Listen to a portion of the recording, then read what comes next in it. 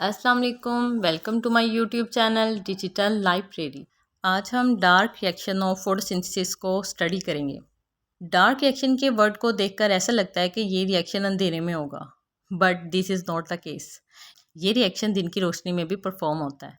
तो इस रिएक्शन के लिए बेटर टर्मिनोलॉजी हो सकती है कैल्विन साइकिल, जो कि साइंटिस्ट के नेम की बेस पे इसे कहा जाता है, जिसने इसको डिस्कवर किया था। और डार्क रिएक्शन को लाइट इंडिपेंडेंट रिएक्शन भी कहा जाता है, यानी ऐसा रिएक्शन जिसको परफॉर्म होने के लिए लाइट की ज़रूरत नहीं होती। सो ये तीनों टर्मिनोलॉजीज इस रिएक्शन के लिए इस्तेमाल की जाती हैं। First one is the dark reaction and the second one is the Calvin cycle and the third one is the light independent reaction. Photosynthesis का प्रोसेस 2 स्टेप्स में होता है। पहला स्टेप लाइट रिएक्शन का होता है and the second step is the Calvin cycle. Light reaction को हम पिछले लेक्चर में स्टडी कर चुके हैं, उसका लिंक आपको डिस्क्रिप्शन में मिल जाएगा। ATP and NADPH light reaction के एंड प्रोडक्ट्स होते हैं। एटीपी एनर्जी रिच कंपाउंड है और NADPH रिड्यूसिंग पावर रखने वाला कंपाउंड है। ये दोनों कंपाउंड्स यूटिलाइज होते हैं कैल्विन साइकिल में, और कार्बन डाइऑक्साइड फिक्स होकर शुगर बनकर निकलती है या कार्बोहाइड्रेट्स की फॉर्म में कंपाउंड्स निकलते हैं। हम यही मानते हैं कि फोटोसिंथेसिस के प्रोसेस में सिंथेसिस ऑफ ग्लूकोज और सिंथेसिस ऑफ कार्बोहाइड्रेट्स होते हैं। तो अब देखना ये है कि कैल्विन साइकिल कैसे कार्बोहाइड्रेट्स की सिंथेसिस करवाता है by carbon dioxide. Calvin cycle के प्रोसेस में कार्बन डाइऑक्साइड, जो कि प्लांट्स एटमॉस्फेयर से हासिल करते हैं, वो शुगर या कार्बोहाइड्रेट्स में कन्वर्ट होता है with the help of ATP and NADPH, जो कि लाइट रिएक्शन के एंड प्रोडक्ट्स हैं। कैल्विन साइकिल एक एनाबॉलिक यानी कंस्ट्रक्टिव प्रोसेस है, जिसमें स्मॉलर मॉलिक्यूल्स मिलकर कार्बोहाइड्रेट्स बनाते हैं with the utilization of energy. Plants में कार्बन डाइऑक्साइड के फॉर्म में इंटर होती है और फिर कार्बन डाइऑक्साइड से शुगर या कार्बोहाइड्रेट्स में कन्वर्ट हो जाती है। कैल्विन साइकिल 3 स्टेप्स में परफॉर्म होता है। फर्स्ट स्टेप है carbon fixation, second is reduction and third is regeneration.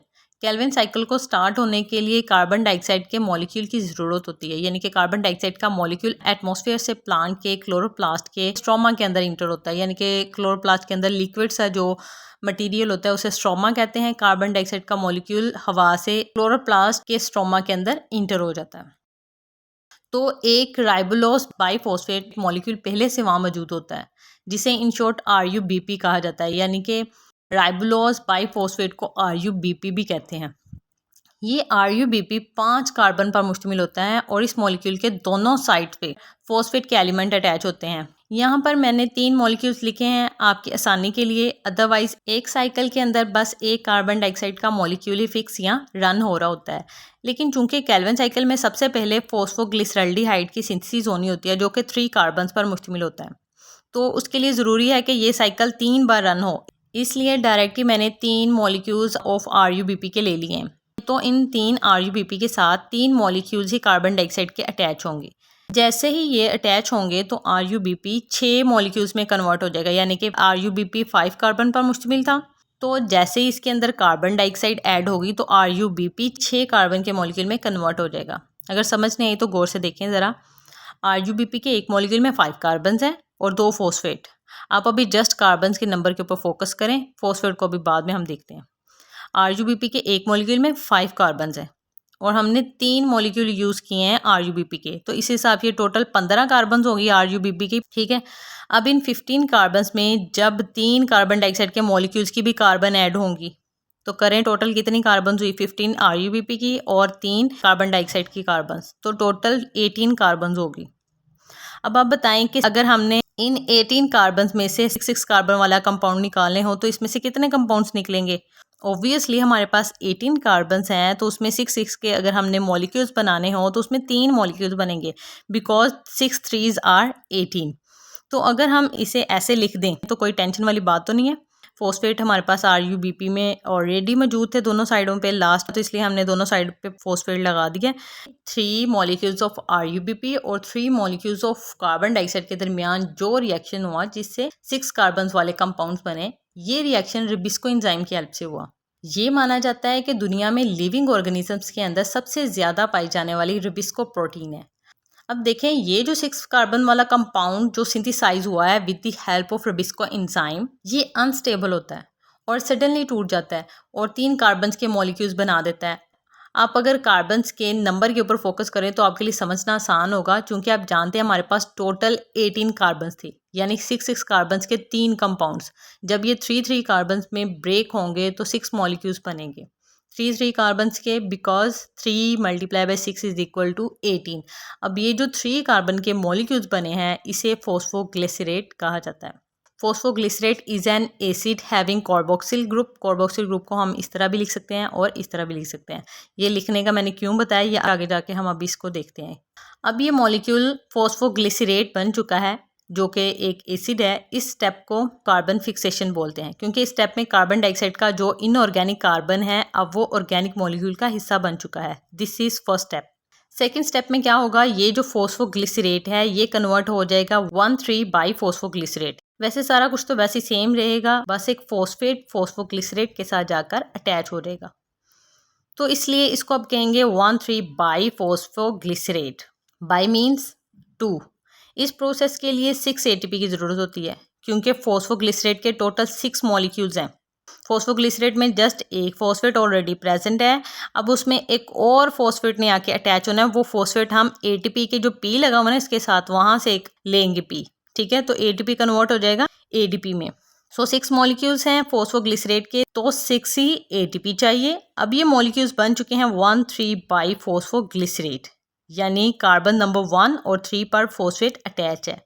Phosphoglycerate भी 6 थे और अब ये भी 6 मॉलिक्यूल्स हैं, क्योंकि ना तो किसी कंपाउंड की एडिशन हुई है और ना ही किसी गैस की, जस्ट एक फॉस्फेट की एडिशन हुई है, तो फॉस्फेट आकर यहाँ अटैच हो जाएगा। तो अभी भी ये 6 के 6 मॉलिक्यूल्स ही हैं। अब नेक्स्ट स्टेप आता है जिसे रिडक्शन कहते हैं।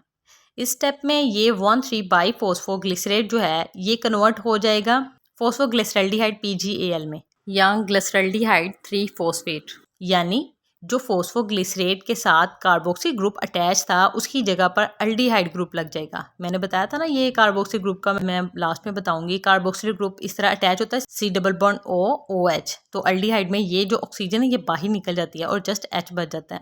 तो यहाँ पर रिडक्शन हो चुकी है। ऑक्सीजन का बाहर निकलना मीन्स कि रिडक्शन हो चुकी है, क्योंकि रिडक्शन का मतलब यही होता है कि रिमूवल ऑफ ऑक्सीजन या addition of hydrogen, addition of electrons. यहाँ पर इलेक्ट्रॉन्स ऐड हो रहे हैं in the form of hydrogen ion और ऑक्सीजन भी रिमूव हो रही है, तो हम कह सकते हैं कि यहाँ रिडक्शन हो रही है। फॉस्फोग्लिसरल्डिहाइड के 6 मॉलिक्यूल्स बन चुके हैं। 6 मॉलिक्यूल्स में से एक मॉलिक्यूल जो है वो सेपरेट हो जाता है, मतलब कि हाफ ग्लूकोज यहाँ बन गया है। बाकी के जो 5 मॉलिक्यूल्स रह गए हैं वो दोबारा से रीजनरेशन फेज में चले जाते हैं और वो फिर से RUBP की सिंथेसिस करते हैं। अब इसी तरह ये साइकिल एक बार फिर रन करेगा। एक बार मतलब वैसे तो ये 3 बार रन करेगा, यानी कि ये जो मैंने बनाया ना आप लोगों की आसानी के लिए या अपनी आसानी के लिए 3 कार्बन डाइऑक्साइड इकट्ठे इसके अंदर ऐड करवाया। हालांकि ये एक एक कार्बन डाइऑक्साइड अलग अलग सेपरेट ऐड होती जाएगी और फिर 3 बार ये साइकिल चलेगा। उस 3 बार साइकिल चलने के बाद ये हमारे पास PgAl कंपाउंड आएगा जो कि 3 कार्बन पर मुश्तमिल होगा। केल्विन साइकिल का एंड प्रोडक्ट हमारे पास क्या आया, PgAl, फॉस्फोग्लिसरल्डिहाइड, जो कि 3 कार्बन पर मुश्तमिल है। जब ये साइकिल दोबारा से रन होगा तो फिर हमारे पास एक और फॉस्फोग्लिसरल्डिहाइड बन जाएगा, तो फिर ये 6 कार्बन का एक ग्लूकोज रेडी हो जाएगा। बाकी के जो 5 मॉलिक्यूल्स रह गए हैं वो दोबारा से रीजनरेशन फेज में चले जाते हैं और वो फिर से RUBP की सिंथेसिस करते हैं। ये 3 कार्बन के 5 मॉलिक्यूल्स हैं, यानी कि टोटल हमारे पास इनकी तादाद हुई 15। अब इन 15 कार्बन से आप खुद ही हिसाब लगाएं। RUBP 5 कार्बन वाला कंपाउंड है तो कितने RUBP निकलेंगे, 15 है तो 3 RUBP निकलेंगे। 5 × 3 इज इक्वल टू 15। इन कंपाउंड्स की सिंथेसिस के लिए 3 ATP ऑफ एनर्जी रिक्वायर होती है। इस तरह से केल्विन साइकिल के इंग्रेडिएंट्स दोबारा से बन जाते हैं। इस स्टेप को रीजनरेशन का स्टेप बोलते हैं। अब ये देखना है कि हमने ये सारा कुछ कर लिया और खर्चा कितना है, यानी कि एक ग्लूकोज के मॉलिक्यूल बनाने में कितनी एनर्जी रिक्वायर्ड है। तो पहले हम ये देख लेते हैं कि एक फॉस्फोग्लिसरल्डिहाइड का मॉलिक्यूल बिल्ड होने में कितनी एनर्जी यूटिलाइज होगी, तो फिर उसको हम डबल कर लेंगे, क्योंकि फॉस्फोग्लिसरल्डिहाइड हाफ ग्लूकोज है और हमने कंप्लीट ग्लूकोज की एनर्जी देखनी है तो हम उसको डबल कर लेंगे। 6 ATP यहाँ पर यूटिलाइज हुए, 3 ATP यहाँ पर यूटिलाइज हुई, so total 9 ATP energy utilize हुई फॉस्फोग्लिसरल्डिहाइड का एक मॉलिक्यूल बिल्ड करने के लिए। और इसके अलावा 6 NADPH यूटिलाइज हुए, 9 ATP और 6 NADPH एक फॉस्फोग्लिसरल्डिहाइड को बनाने के लिए यूटिलाइज हुए। तो अब ये हिसाब लगाएं कि ग्लूकोज का एक मॉलिक्यूल सिंथेसिस करने के लिए कितनी एनर्जी रिक्वायर्ड होगी। ज़ाहिरी बात है आप 9 को 2 से मल्टीप्लाई कर दें और 6 को भी 2 से मल्टीप्लाई कर दें। 18 एटीपी और 12 एनएडीपीएच की रिक्वायरमेंट होती है एक ग्लूकोज का मॉलिक्यूल सिंथेसाइज करने के लिए। तो इस तरीके से कैल्विन साइकिल का प्रोसेस रन हो रहा होता है। लाइट रिएक्शन में आपने देखा था वाटर यूटिलाइज हो रहा था और कैल्विन साइकिल में कार्बन डाइऑक्साइड यूटिलाइज हो रही है। तो यही हम फोटोसिंथेसिस में देखते हैं कि वाटर प्लस कार्बन डाइऑक्साइड और लाइट मिलते हैं और इससे ग्लूकोज या कार्बोहाइड्रेट्स की सिंथेसिस होती है। इससे पहले मैं लाइट रिएक्शन के ऊपर वीडियो बना चुकी हूँ, उसका लिंक आपको डिस्क्रिप्शन में मिल जाएगा और नेक्स्ट मेरी वीडियोस रिस्पायरेशन के टॉपिक के ऊपर होंगी, इंशाल्लाह उनका लिंक भी आपको डिस्क्रिप्शन में मिल जाएगा। होप सो आपको मेरा ये लेक्चर पसंद आया होगा। अगर पसंद आया तो इसे लाइक करें और सब्सक्राइब करना ना भूलिएगा। Thanks for watching digital library.